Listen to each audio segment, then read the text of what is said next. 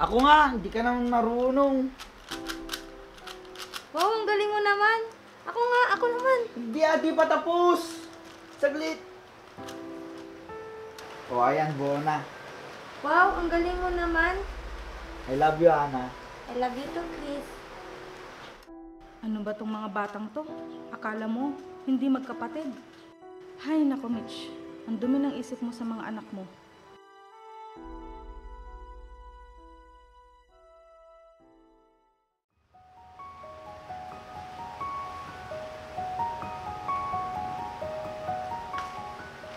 O mahal, nandiyan ka na pala. Oh, bakit ganyan yung mukha mo, mahal? May problema ka ba? Mahal, ayokong pag-isipan ng hindi maganda ang mga anak natin. Pero parang may mali. Ha? Anong ibig mong sabihin? Nakita ko at narinig ang mga anak natin. Nandyan sila sa kwarto. Nagsabihan ba naman ng I love you? Mahal, natural lang sa magkapatid ang ganon. Ano ka ba? Pero mahal, ang sweet nila at magkatabi pa. Anong gusto mo? Yung nag-aaway at nagbubugbugan sila? Pero mahal, ibang kutob ko. Basta, Hindi naman siguro, mahal. Dahil magkapatid sila. Alam nila yon. Kaya wag ka nang mag-isip ng kung ano-ano, ha? natatakot lang kasi ako na baka makalimutan nila na magkapatid sila. Hindi mangyayari yon. Kilala natin ang mga anak natin. Sak malapit lang sila sa isa't isa. Siguro nga, mali lang ako ng iniisip. Ewan ko ba? Halika na nga. Kulit-kulit mo naman. Kulit-kulit. O, Tay, andito na pala kayo. Nay, mag-aain na po kami ni Chris para makakain na tayo. Sige anak. Hoy, di ko maghuhugas mamaya ah. Ikaw na ako na nga naghugas kaninang umaga. Tignan mo, mahal. Sadyang malapit lang talaga sila. Oo mahal, mali lang talaga ako ng iniisip tungkol sa kanila. Mahal na mahal ko ang mga anak natin. Nay, kain na po tayo. Tara, mahal. Baka lalamig na yung pagkain.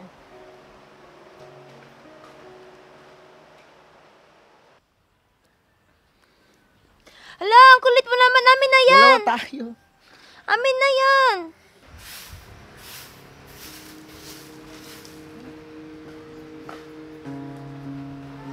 Ayaw kong mag-isip ng tulad sa nanay nyo. Pero bakit iba yung kutob ko? Diyos ko, wag naman po sana. O mahal, bakit ka nakatitig sa mga bata? Huwag mong sabihin, may agam-agam ka rin. Wala naman, mahal. Alam ko, iba rin ang nasa isip mo. Hindi mo maipagkakaila sa akin, mahal. Bakit mo ba pinagpipilitan na may ibang namamagitan sa mga anak natin? Masong, babae din ako. Alam ko kung papaano kumilos ng normal ang dalawang taong walang relasyon. Hindi kagaya niyan. Ano ka ba? Mga anak natin yan. Bakit nila gagawin yon? Andito tayo para gabayan at palalahanan sila. Naintindihan mo? E paano kung mangyari nga ang hindi natin inaasahan? Alam kong iniisip din ng mga anak natin kung ano sila. Wala ka bang tiwala sa kanila? Ha, mahal? Hindi naman sa walang tiwala. Natatakot lang kasi ako. Bakit mo kasi pinangungunahan ng mga anak mo? Wala pa man nangyayari, ganyan ka na. Hihintayin pa ba natin may mangyari bago tayo kumilos? Chris, nag-away yata si nanay tsaka si tatay. Hindi yan. Kailan mo ba nakitang nag-away sila? Sa bagay.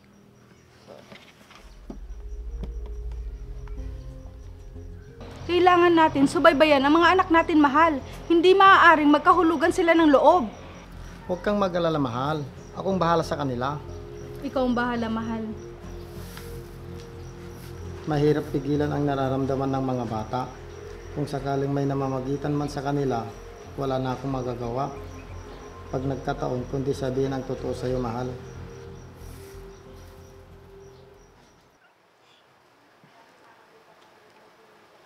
Pangit-pangit naman ang pinapanood mo. Hala, akin na yan. Huwag mong ilipat. Ang gwapo-gwapo kaya ni Paul. Hindi kaya, mas gwapo kaya ako dyan. Ayun ang panoorin mo. Si George Pogi. Ayoko yan. Gusto ko si Paul. Mas pogi yun. Hindi. Ayan. Amin na nga yan.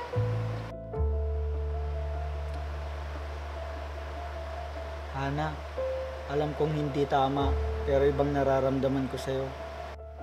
Ako din, Chris. Hindi pagmamahal ng isang kapatid ang nararamdaman ko sa'yo. Pakiramdam ko, mahal na talaga kita. Sinasabi ko na nga ba, hindi to pwede mangyari. Magkapatid kayo.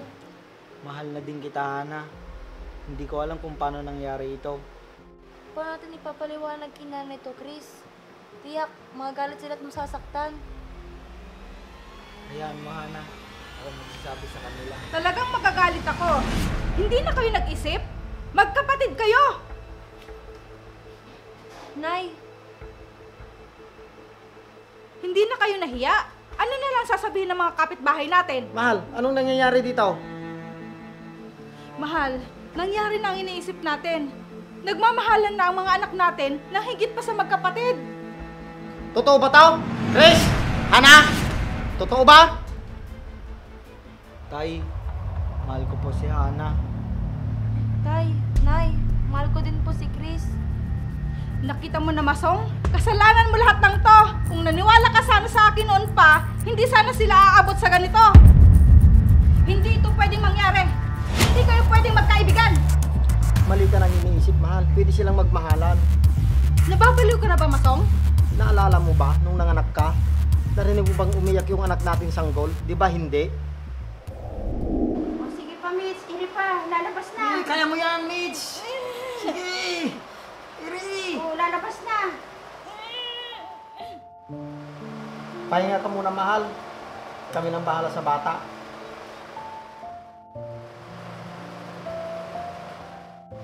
Ate Lisa, may alam ka bang sanggol na pinapampong? Meron, Masong. May pinaanak akong babae kanina umaga. Pinapaampon niya yung anak niya. Hindi daw kasi alam ng magulang niya na buntis siya. Ate Lisa, pwede bang kunin na lang natin ang sanggol? Ayaw ko kasing nakikitang umiyak at nagdurusa ang asawa ko. Sige, Masong. Hintayin mo ako dito at kukunin ko yung sanggol. Sige, ate.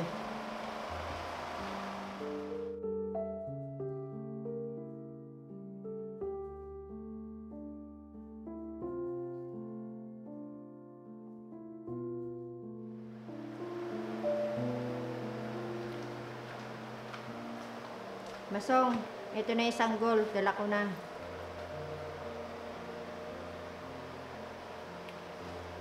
Ang ganda mong bata. Salamat, Ate Lisa. Asan na yung anak mo? Nilagay ko na sa isang kahon. Bukas na bukas din, ililibing natin siya. Mahal, babae ang anak natin. Ang ganda niya. Talaga ba, mahal? Hana ang ipangalan natin sa kanya. Patawad, mahal ko, kung itinago ko ang katotohanan. Napatay na ang anak natin nung nilabas mo siya. Bakit, Masong?